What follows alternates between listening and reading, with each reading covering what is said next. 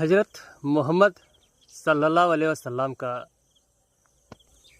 हदीस पढ़ने के बाद हमें ये मालूम होता है कि कब्र में जब इंसान रहता है यानी मर जाता है तो उसको हम क्या कहते हैं, मुर्दा कहते हैं।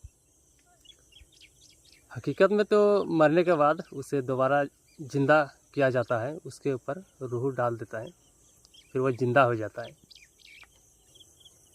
और कब्र से लेकर क़यामत तक जो बीच का सफ़र है ये तो बहुत लंबा है, ये सफ़र बहुत लंबा है। और कब्र से लेके क़यामत तक का जो बीच है उसे हम बरज़ख के नाम से जानते हैं, उसे बरज़ख कहा जाता है।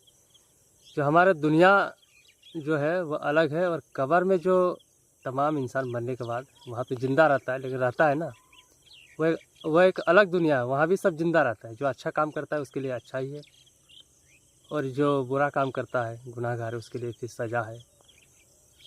कई कई तरह के उसके साथ दर्दनाक अज़ाब दिया जाता है।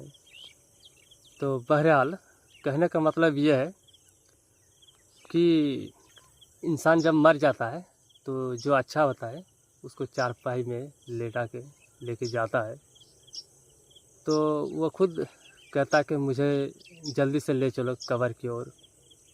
और जो बुरा इंसान होता है वो घर वालों से कहता है कि मुझे कहाँ ले जा रहे हो, मुझे घर में रहने दो, मेरा बर्बादी शुरू हो रहा है। बहुत मतलब कठिन ये बात है।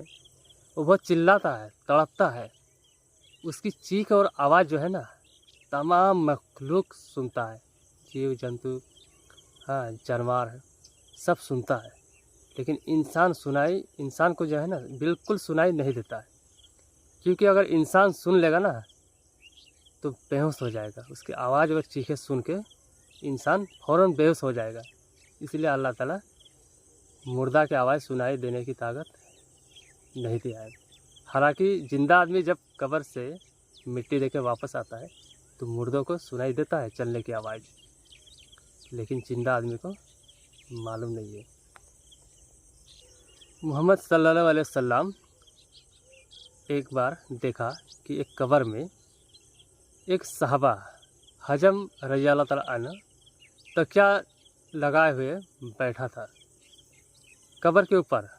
तो मोहम्मद सल्लल्लाहु अलैहि वसल्लम ने कहा कि मुर्दों को तकलीफ़ हो रहा है, कब्र से उठ जाओ, क्योंकि इनके ऊपर जो हड्डी है ना, जितना दर्द हो रहा है, लग रहा है, एक ज़िंदा इंसान जो दुनिया में है जितना लगता है बराबर उतना ही है।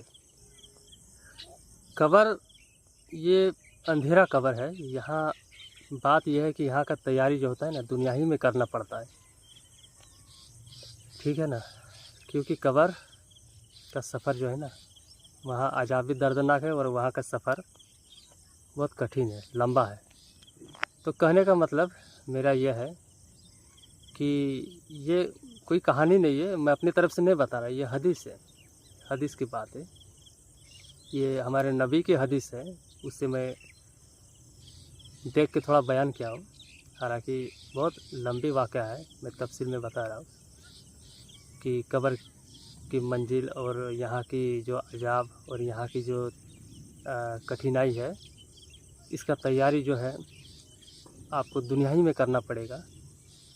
तो हर जगह में, हदीस में, कुरान में इसका तफसील है। आप देखिए, पढ़िए और यहाँ की तैयारी कीजिए।